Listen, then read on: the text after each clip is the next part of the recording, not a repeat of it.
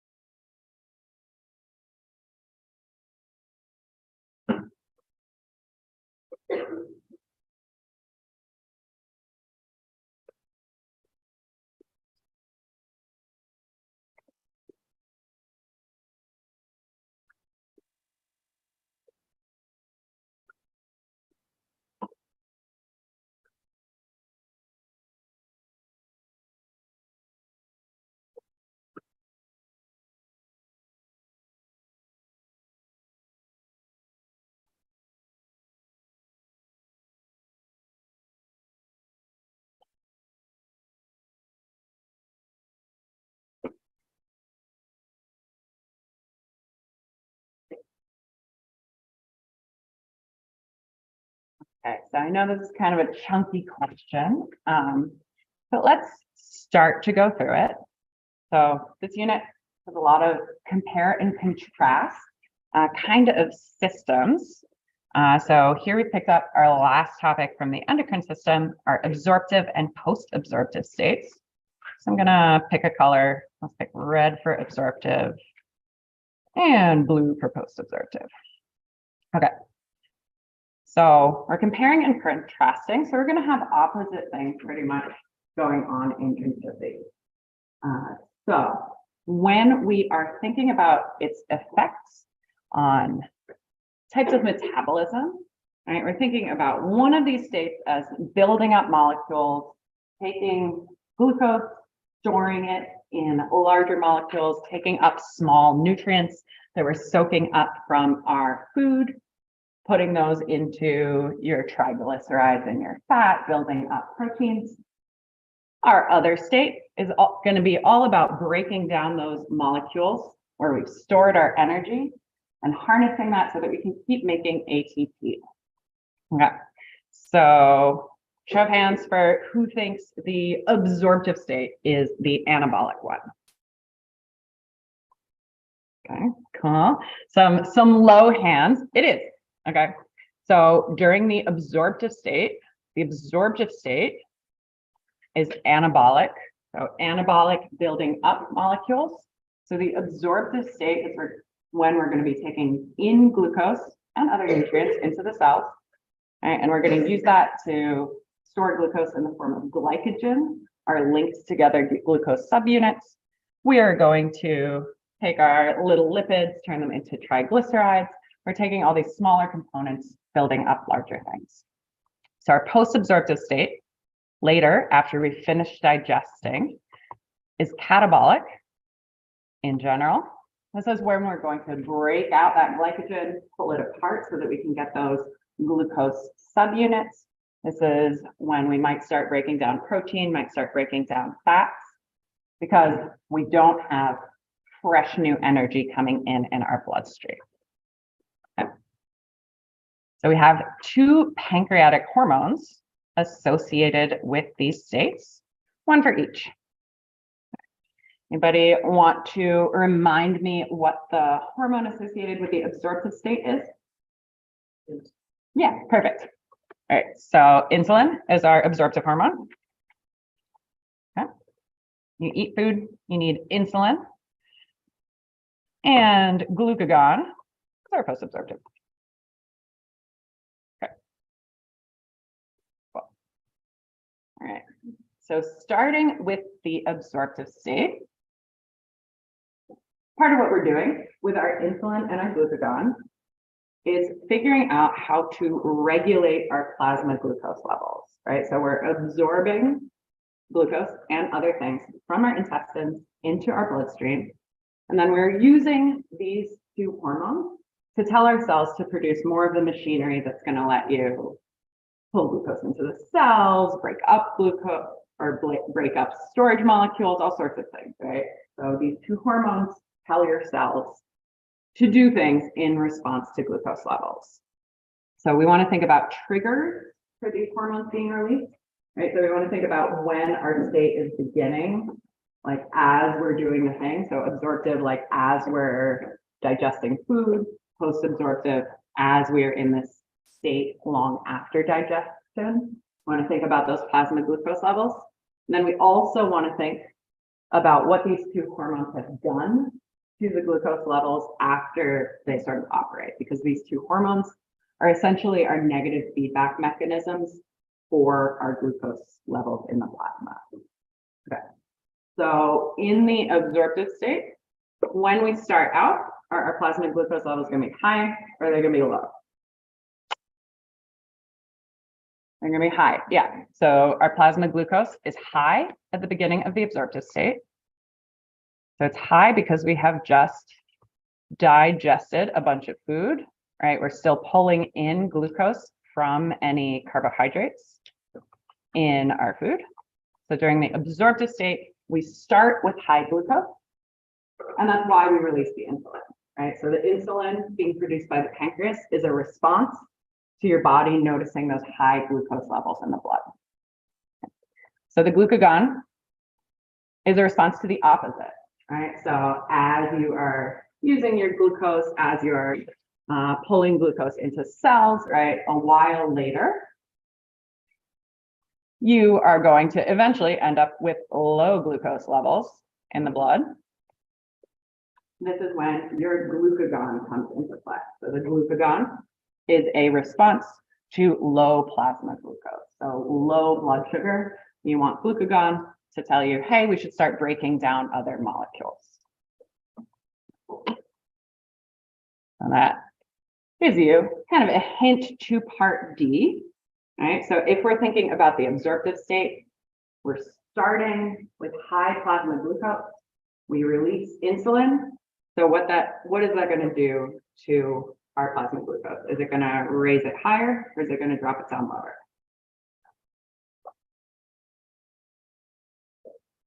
Yeah, it's negative feedback. So we had a change in the positive direction, right? We had high blood glucose. We're bringing it back down to our set point. So insulin is going to cause our glucose levels to fall, right? So insulin is making our glucose levels fall. So as we are ending the absorptive state, our plasma glucose levels are going to be lower, which is why when we're entering the post-absorptive state, the plasma glucose levels are low, triggering the release of the glucagon. So the opposite thing is happening during our post-absorptive state. Right? During our post-absorptive state, we start out with low levels of glucose in the blood. Glucagon gets produced by the pancreas, and then getting into your bloodstream, getting into your cells, telling you to break up glycogen to release those glucose little units stored in the glycogen. We can also do gluconeogenesis, so make new glucose from other things, right? That's one of the roles of glucagon. So glucagon helps us raise our blood sugar back up a little bit, and then you eat more food and go back into the absorptive state. So that's really what's happening to switch us back over. Okay.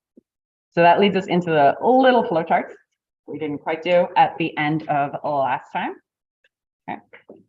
So all we are looking at here is post-absorptive versus absorptive state again.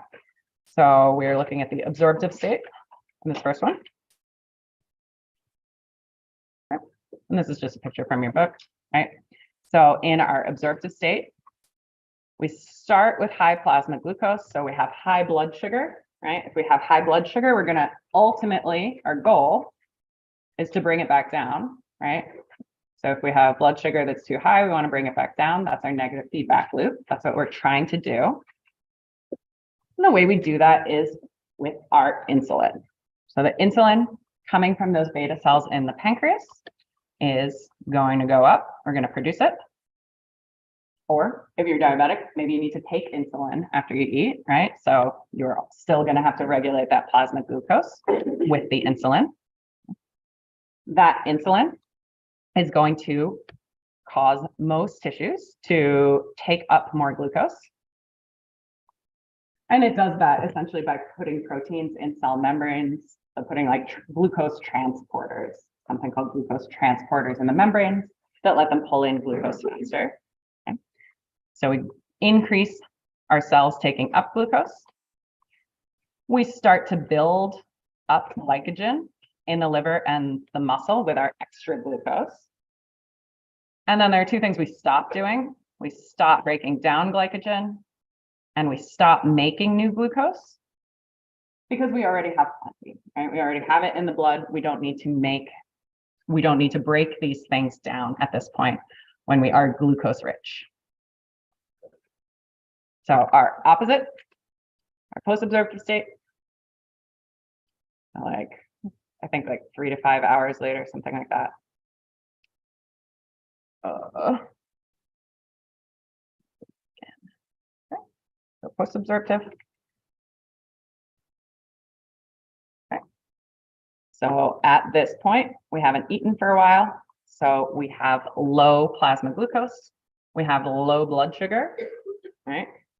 One thing we can do eat some candy, pop us back into the absorptive state, right? That's a way we could raise plasma glucose, but we can also use glucagon to try to normalize those values, right? So ultimately, we're trying to raise back up our plasma glucose a bit, however we can do that. So one thing that's happening is that glucagon is getting secreted by our pancreas, and it's going to tell us if you can do it, make new glucose. The liver can, so that's our gluconeogenesis, glucose, neo-new, genesis, creation. And we're also going to break down glycogen. So our glycogenolysis, breaking down glycogen. And glycogen is just a bunch of glucose molecules stuck together. So then we also have more glucose in the blood. In our fat, we are going to be breaking down lipids. Right, so lipolysis is breaking down lipids. So our triglycerides in our adipose tissue raises fatty acids in the blood.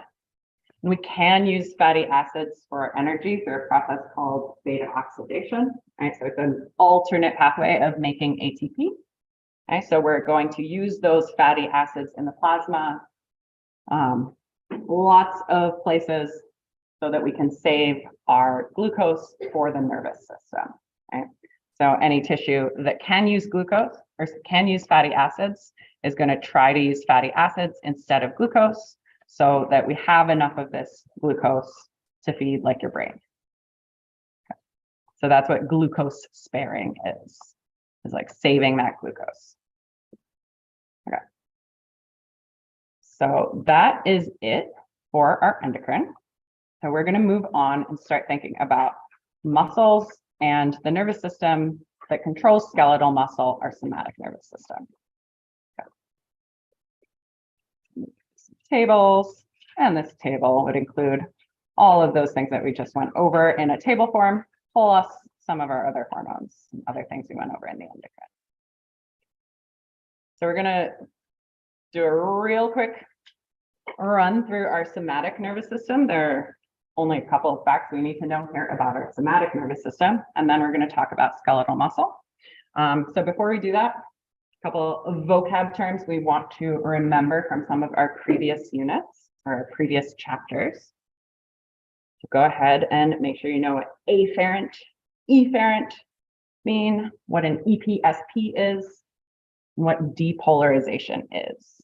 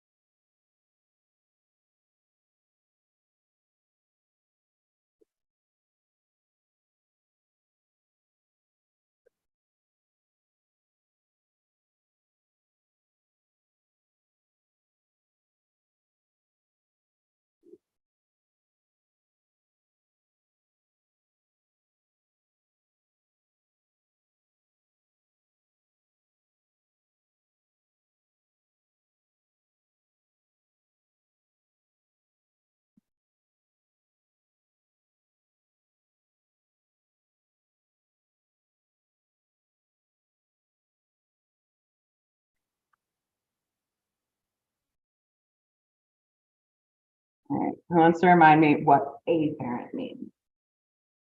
What would we describe as afferent?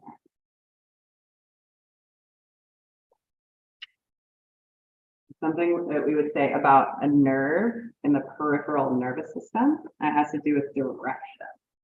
Okay, so I'm going to give you choices for afferent and efferent. One of these is coming into your central nervous system. One of them is going out. So which of these two is coming into the central nervous system? Yeah, perfect. Okay, so an afferent nerve is one that comes into the central nervous system. So what does that make an efferent nerve? Yeah, one that goes out. Okay.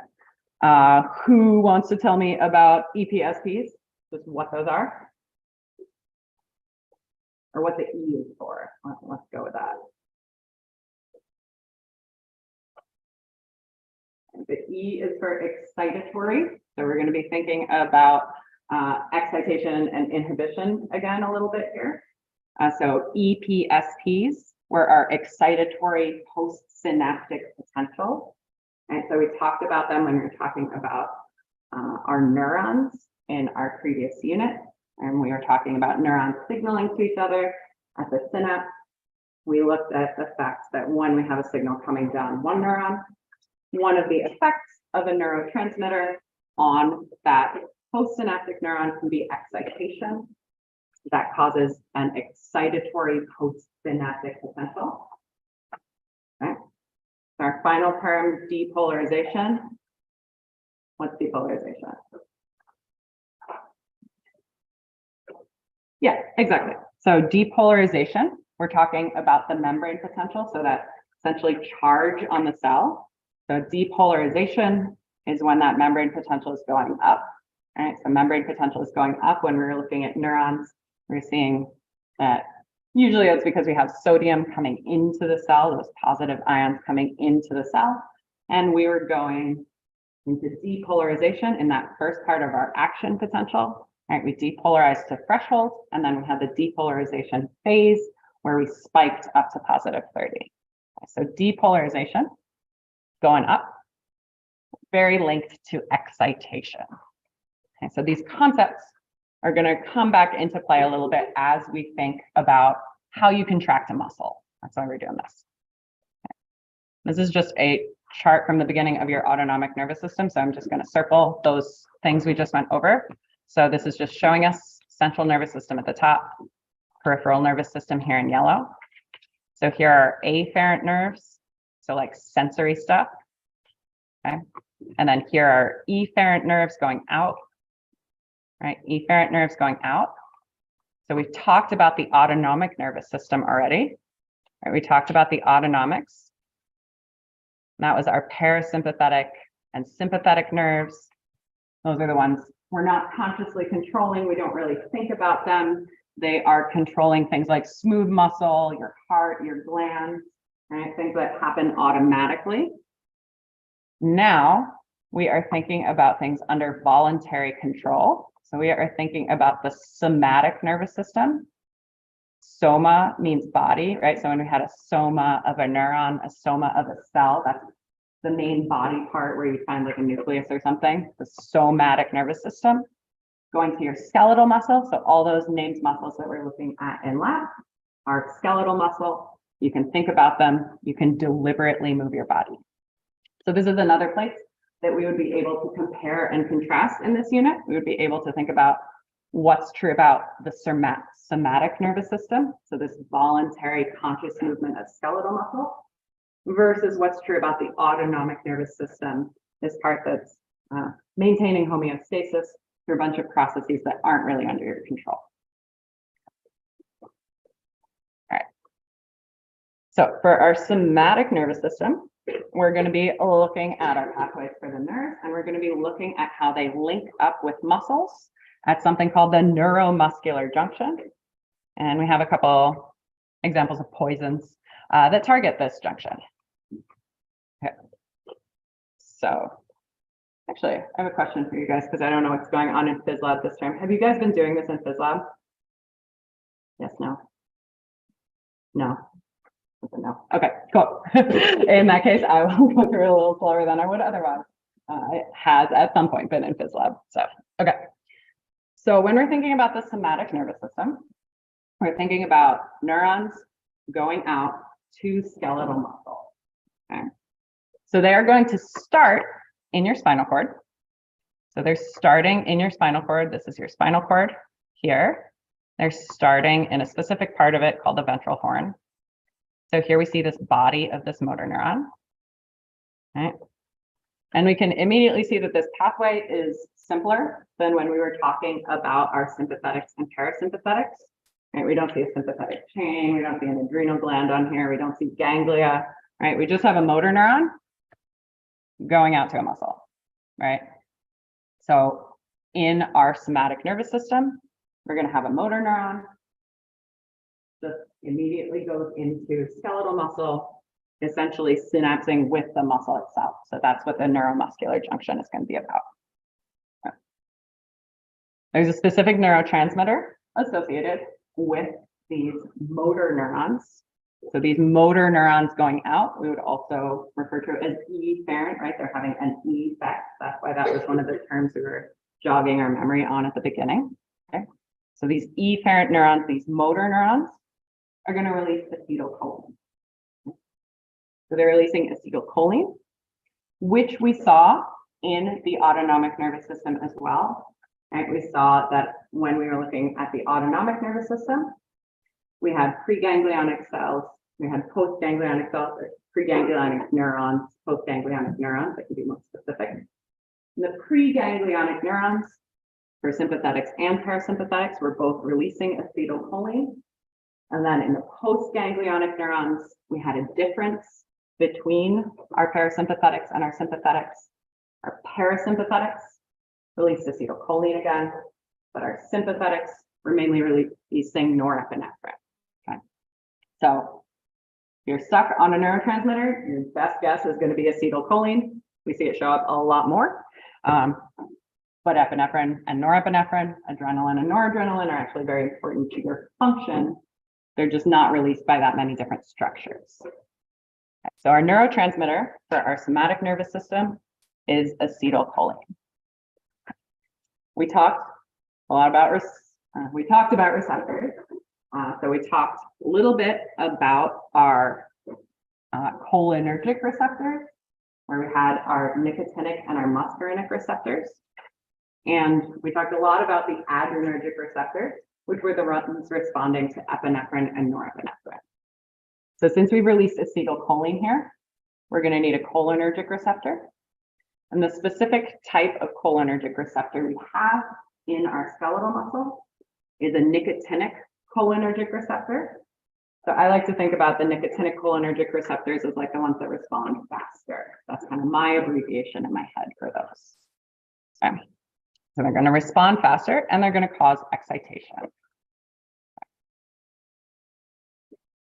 So when we think about a named skeletal muscle, right? So if you look at a muscle, and you saw that there were lots of different fibers in them, right? They had sort of lines on them, right? So we have a lot of different muscle fibers within any named muscle.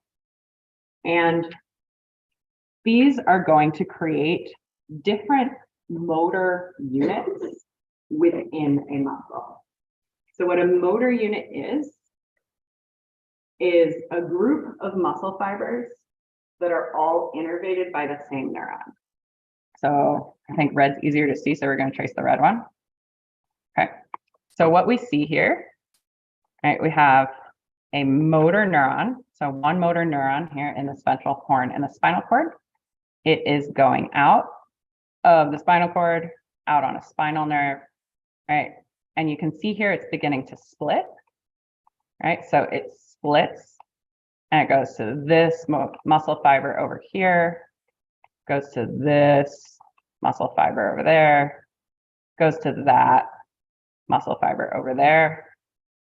So those three muscle fibers together that are connected to that same single motor neuron, we would refer to as a motor unit, right? So you can see that they're mixed in with other motor units that are linked up to other motor neurons. So any given muscle that you're looking at physically in lab is going to contain multiple motor units. Okay? But motor units are going to operate pretty much together, right? Which is why we think about them, because they're all connected to that same neuron. So they're all going to get a signal when that neuron fires. So we have these motor units from our somatic nervous system. So these somatic motor neurons are effector, part of our, they're effector neurons, right? Efferent neurons going out to our skeletal muscle, our effector organ here. And we're going to create contraction in these muscle fibers, motor unit by motor unit. So you can see that also we're going to sometimes have larger and smaller motor units, by which I mean to say, you don't always have the same number of muscle fibers, right? So you can see here, this red motor neuron 2, had 1, 2, 3, right? Where our darker blue one has 4, I think, right? So we have different sizes, different numbers of muscle fibers. So that differs between different motor units. Eventually, we will talk about the order in which we activate small motor units versus large motor units. You can also notice, as we're looking at the same diagram, right? You can get a lot of things from one diagram. If you're thinking about a specific muscle fiber, like an individual muscle fiber, right? It's just going back to one motor neuron, right? So any individual muscle fiber is only going to be part of one motor unit, right? So this muscle fiber is working together with itself. It's not getting innervation from motor neuron 1 and motor neuron 2. So it's just going to be responding to one signal.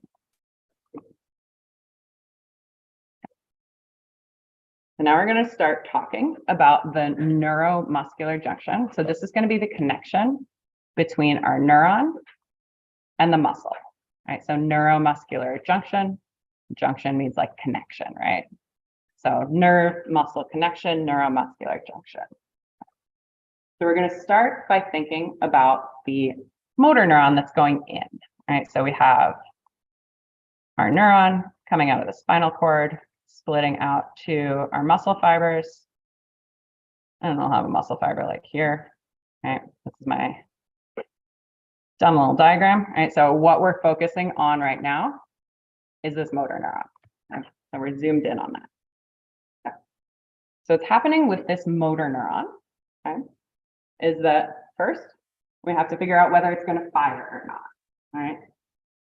That part works just like it did when we were talking about the central nervous system, when we were talking about synapses in the brain, right? The same process applies to this motor neuron, right?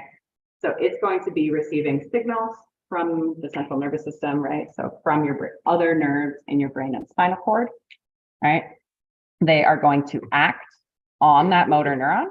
So here we see neuron A, neuron B, and neuron C all connecting up to our motor neuron. So they'd all be connecting somewhere in here, trying to tell that motor neuron whether it should fire or not. Some of them are excitatory. Those are the ones in green. Some of them are inhibitory. Those are the ones in red, right? So our green ones are causing EPSPs, so excitatory postsynaptic potentials, type of graded potential. The red ones are creating IPSPs, those inhibitory postsynaptic potentials, also a type of graded potential. And so the motor neuron is adding up those signals, seeing if it hits our threshold. If it does, this motor neuron fires off an action potential. Okay? So that part is all the same as when we were talking about synapses. Okay. Now, what's going to happen when we fire off an action potential in that motor neuron is at its opposite end, it's going to be releasing acetylcholine. And this time, instead of releasing acetylcholine into a synapse from an axon terminal, we're going to say it's releasing acetylcholine at the neuromuscular junction. And we're going to be talking about an end plate potential on a motor end plate at the opposite end of the synapse. So we'll take a look at that on the next couple slides. All right. So now we're going to think about the muscle fiber that we're linking up to. All right, so neuromuscular junction still means that we're connecting a motor neuron and a muscle fiber. All right, so still same thing. Before we look at the whole process in like a numbered order, we're going to identify some features. Okay. And I'll draw our motor neuron on again. So our motor neuron splitting out. And here, let's put a little diagram for muscle. Okay. So now we just have a new, more specific term for what we can essentially think of as our axon terminal. So this part of the neuron here, we're now going to call our terminal bouton, right? So this is our new name for an axon terminal as part of a neuromuscular junction, so linking up with some skeletal muscle.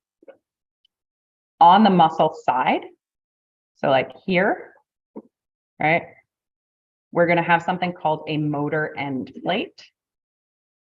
So motor, like movement, like motion on the muscle side, end plate, I don't know, I guess membranes are kind of like plates, right? Motor end on the muscle end, okay? So we're going to have a specialized membrane on the muscle that is able to receive that acetylcholine, use it as a signal to decide whether our muscle fiber is going to contract or not. Okay. So we are going to have acetylcholine collecting in this space, right? This is where our neurotransmitter from our motor neuron is going. It is going to bind on to receptors on that motor end plate, okay? And these are going to create excitation in our muscle cell, so in our in our muscle fiber. So we can take a look at this zoomed in version here of our motor end plate. Okay. So here we see our plasma membrane, right? Phospholipids, that's our bilayer, right? Our phospholipid bilayer. Here we see our integral membrane protein that is a receptor. Specifically, this is our nicotinic cholinergic receptor. It is a type of ionotropic receptor, which means that it just opens an ion channel when something binds to it. Okay? So we're going to see acetylcholine binding on to our receptor. Right? It's going to bind onto our receptor. This is going to let ions to flow into our muscle fiber. And this is always in a muscle fiber going to be excitatory for that muscle fiber. So that is a difference from what was going on with our neurons, right? Neurons, we could excite, make them more likely to fire off an action potential, or we could inhibit, so stop them from firing off an action potential. But here, when we're thinking about activating muscles, we're not going to bother sending an action potential if we don't want to contract the muscle. So these are always going to be excitatory. There's also acetylcholinesterase, which breaks down acetylcholine. Not super important, at least important for your body, not an important part of the process to prioritize right here. So if we're tracing this in steps, okay, we're going to start by sending our action potential, so that wave of depolarization, down our motor neuron. And now we are in the terminal bouton, which is what we are now calling our modified axon terminal. Okay. So just like in our axon terminals that we saw before, we have vesicles full of neurotransmitter. Okay. And we have voltage-gated calcium channels, just like we saw when we were thinking about synapses before, right? So same thing, same process here. Okay. So when that action potential gets to our terminal bouton, this opens up our voltage-gated calcium channels. When they're open, calcium wants to come into the cell, so it does. Okay. Calcium is coming into that terminal bouton, and the way that our terminal bouton reacts, like what happens in response, is that we release our neurotransmitter. So these vesicles full of neurotransmitter are going to dock onto the membrane, release their neurotransmitter outside. So this is the process of exocytosis.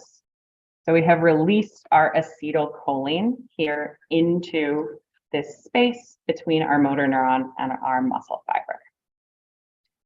So we could follow an acetylcholine. We can see this acetylcholine binding onto its receptor. So this receptor, we can now see, is a nicotinic cholinergic receptor. So cholinergic tells you we're responding to acetylcholine. Receptor tells you that we're receiving it, right? So that's the binding part. And nicotinic is about the fact that this is the kind of cholinergic receptor that just opens an ion channel. Okay. So now that we've opened this nicotinic cholinergic receptor, what happens is that this is an ion channel that allows sodium and potassium to travel through. They want to go the same direction as they did when we were thinking about our neurons. So sodium is going to want to go into the cell. Right? Sodium going in, potassium is going to want to go out of the cell. Okay? So just like when we were talking about neurons, on net, we have a bunch of sodium coming into the cell. So we're having a wave of positive ions or sodium entering the cell, causing depolarization. So this is why we're reviewing that term, depolarization. So our membrane potential in our motor fiber is our muscle fiber is going up. Right? We're depolarizing it, we're exciting it. So here is our EPP, our excitatory potential. That's what we call it here. This now causes an action potential in the muscle cell itself. So muscle cells have their own types of action potential. And we're going to see as we talk about our muscle cells and our muscle fibers, what happened in our muscle cells in response to an action potential, because that process is going to be a little different. Okay. So what happens in response to the action potential, we'll get to as we look at the structure of our muscle cells. But we do want to make sure that we know how we clear that acetylcholine that's hanging out in this junction, which is the enzyme part. So we have an enzyme here. That's the acetylcholinesterase. It breaks it up.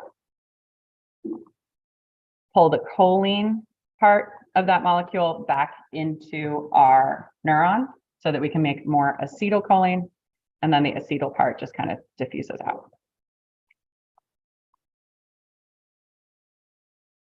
So when we think about some toxins, move forward.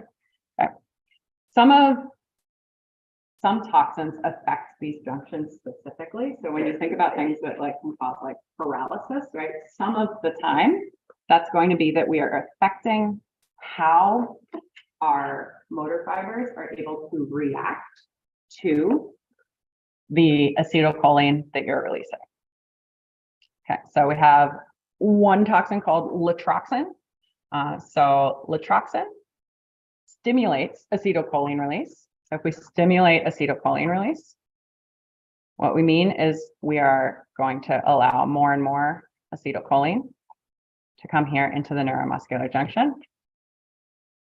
So do you make a guess in your mind for what effect that would have potentially on a muscle? Hopefully everybody has their guess. Okay.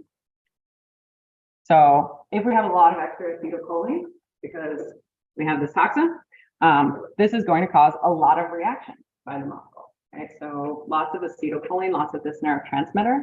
Your muscle is going to start to spasm. It's receiving too much acetylcholine, so it's going to spasm and get really rigid, right? Because it's going to be all contracted up, right? So it thinks that you have signaled to tighten that muscle from the acetylcholine. That's not true. It's because of this toxin. Protoxin is another toxin that affects this junction. Okay. So what it does is it inhibits the release of acetylcholine. So thinking about what happened with the latroxin, think about what your muscles might do if we're inhibiting or preventing acetylcholine release.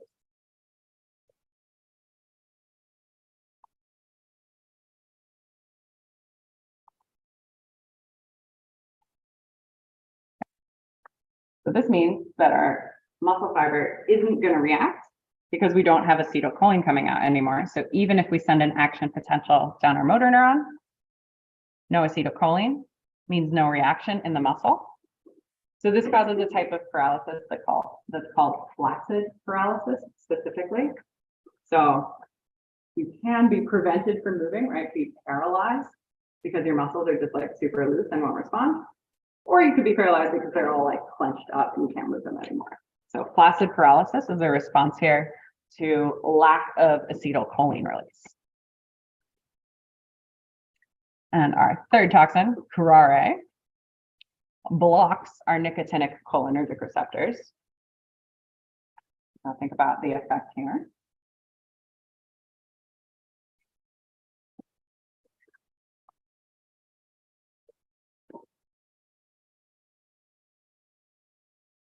So this is not quite going to cause flaccid paralysis, unless probably if you have way too much, but we can use this partially as a muscle relaxant because it's doing a similar thing to this crotoxin, right?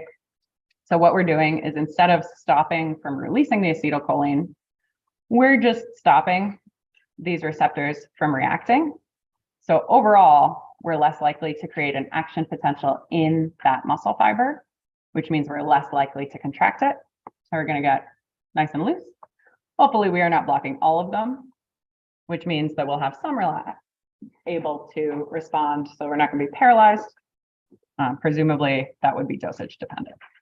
Right.